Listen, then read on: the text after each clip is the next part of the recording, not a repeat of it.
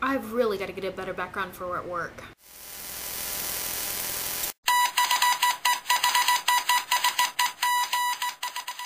So first of all, I have to say, Jen, oh my god, you already have 10,000 words?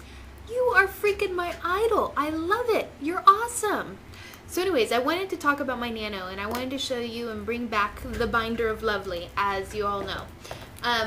Since I write in kind of that director style that we talked about a few writing weeks ago, I wanted to kind of show you my process of how I begin to write a novel. And as John said, you can never write an actually good novel, but you can get down a pretty strong first draft in the course of 30 days. So anyways, I do plot points, right? And I do it in kind of like a storyboarding style where I go through and I do plot point 1, plot point 2, and I kind of get it real short, brief paragraphs to kind of get it in my head what I want. Almost as these are the scenes that I want, and this is what I want to come out of that scene. Then I go into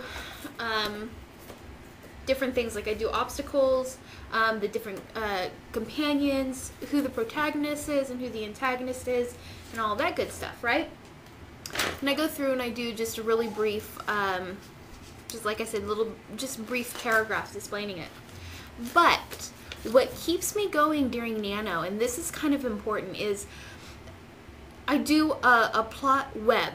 And so each of those plot points I go through and I web out what I want said, or what I want, particulars that I want during that thingy about, okay?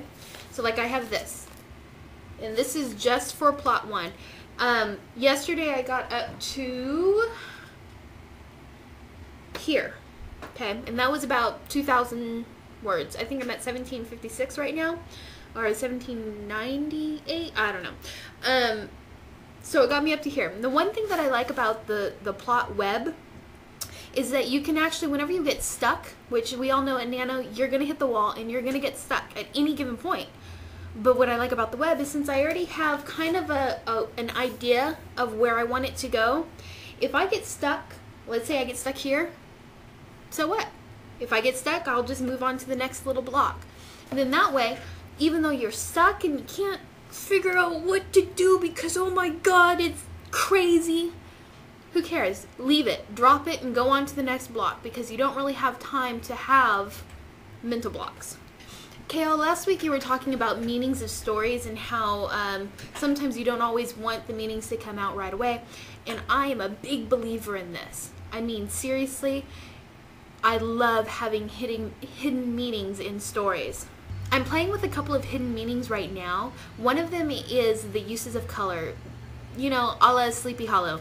Yes, in art school we had to actually analyze the meanings of colors in movies. God, I miss art school! I'm also having a really fun time with one of the other hidden meanings of my story. All of the robots, I'm naming them after body parts, like the automated response monitor, otherwise known as ARM.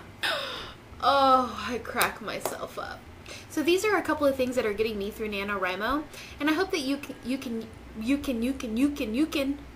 So these are a couple of things that help me to get through NaNoWriMo. If you can poach any of the ideas and help them to work for yourself, awesome, do it.